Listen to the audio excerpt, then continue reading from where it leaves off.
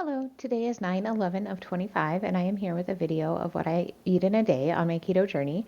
If you're new here, my name is Christy. I changed my diet to a high protein, moderate fat, low carb diet in April of 2024. I actually have already eaten my donut, but I have another one. I'm not going to eat this one. I just wanted to show it to you. This is from Conscious Comforts. It is a gluten-free, sugar-free donut. Carrot is the flavor. They are delicious. I get them from a local bakery in my area. I will link to their website in the description below. And then I made myself some coffee. So I'm using cold brew coffee that I've kind of made myself. And then I added in a half cup of Fairlife whole milk, a serving of that way, Naked Brand Whey Isolate Protein Powder, and a serving of Collagen Peptides Advanced. Um, I wanted to experiment with using only a half cup of milk because I do find that I like strong coffee. So I thought, well, if I'm using a whole cup of milk in my coffee, if I like cut that down, then I'll get like the stronger coffee flavor. The problem that I had this morning with that is that with adding, I think adding the whey powder is not a problem at all. I used to make my coffee that way. I used to only use a half cup of milk and I'd use a serving of whey protein powder, and it was just fine. But adding in that collagen just makes my coffee really, really thick. So for where I am now with using cold brew coffee, I I have a big enough coffee amount that I put in, like it's not just 2 shots of espresso, that I can thin it out or have it be thin enough to be okay with the collagen in there. I'm just not sure how well that's going to translate once I get home and I'm using like actual shots of espresso. So I'll have to see if that will work once I'm home. But for right now, it did. Like what I've got now, it's good coffee. I'm enjoying my coffee. I particularly enjoy it with my donut. So it's great. We'll just see if that will transfer once I get home. It is 3:15. We went to the gym today and I did a HIIT workout. So I did 45 seconds of work with 15 seconds of rest and then in a circuit. And then I would rest for 2 minutes between each circuit. I did 3 circuits. So I did goblet squats, hollow hold, renegade rows, slam ball, walking lunges, plank shoulder taps, weighted curtsy lunge, and ab rollouts.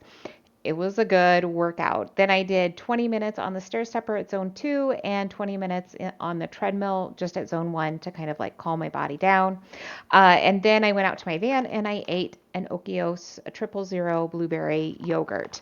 I wanted to get some carbs and some protein in my system right away.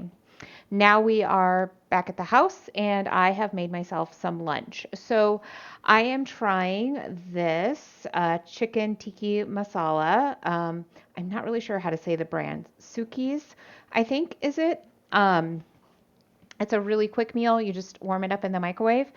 I did add some shrimp to it just because I wanted to get some more protein in today. But I'm going to try it, obviously without the shrimp and let you know what I think. The chicken is a little drier than the other chicken. I had this same brand in a chicken curry, and it is a little drier, which I'm a little surprised about. But the sauce is also thicker, so maybe that's part of it. Maybe there just isn't quite as much moisture, but it's not bad. It's not like the Good and Gather chicken where it was just like so dry. It's not bad. It's okay. The flavor of the sauce is decent. I like it. A little peppery. I think that's just kind of what happens with like maybe this Indian cuisine is there's just a lot of pepper in it. I am craving a bit more salt. That's also normal. I usually add quite a bit of salt to a lot of my food, just because I find that number one, it needs it, but number two, I need it. So this will be good. This will be a great lunch. I'm also having, to get some more fat in, I'm having another Conscious Comforts donut. So it's made with almond flour and coconut flour. That's where I'm going to get some more fat in because I'm going to need that today. It is 5:30 and I am getting ready to make our dinner. So I'm making a recipe that I've never made before for Asian meatballs.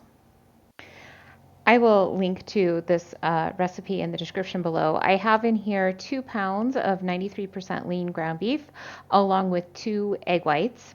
I'm going to add about a quarter cup of sliced green onion. And then I've got some extra green onion that I am saving for like a garnishment. And then I've got 3/4 of a cup of chopped mushroom. These are baby bella mushrooms. The original recipe calls for button mushrooms, but I have baby bellas, so that's what I'm going to use.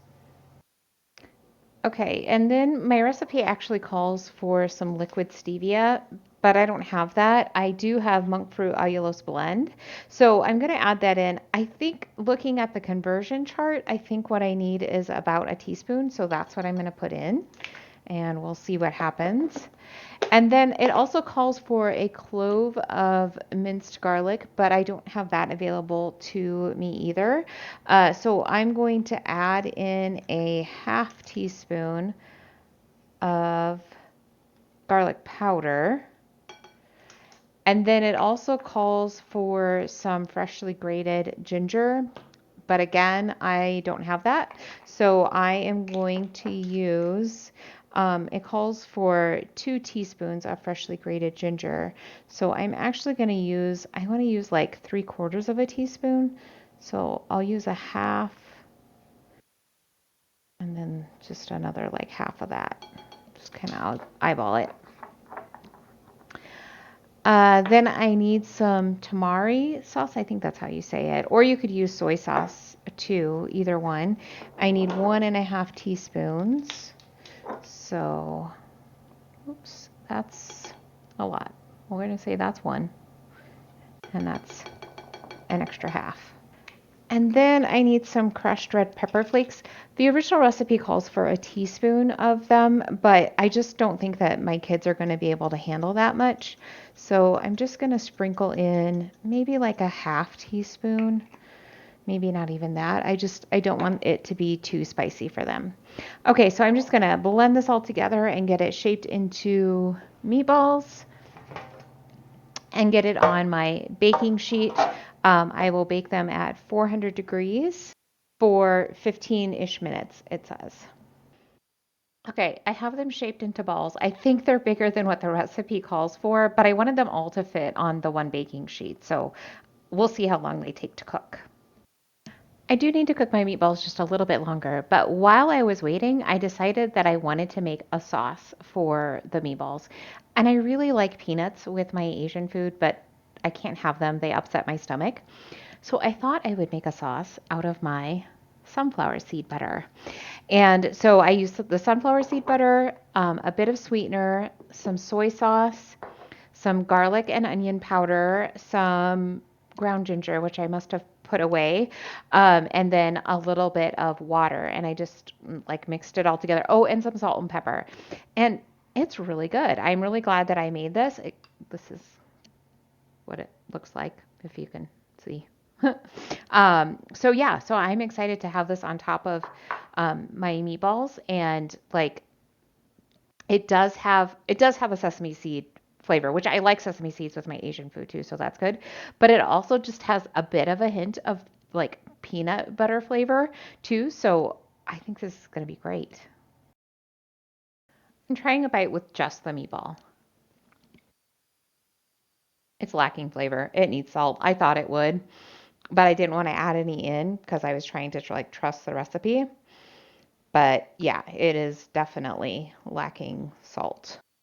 The sauce is good. It adds flavor, so that's nice. But yeah, I would not say this recipe was successful.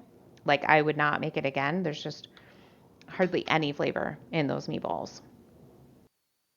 I ended up with not quite 1,800 calories today. My protein is 198, my net carbs are 33, and my fat is 86. So I am in a caloric deficit of about 250 calories. That is great. Maybe I'll see you tomorrow.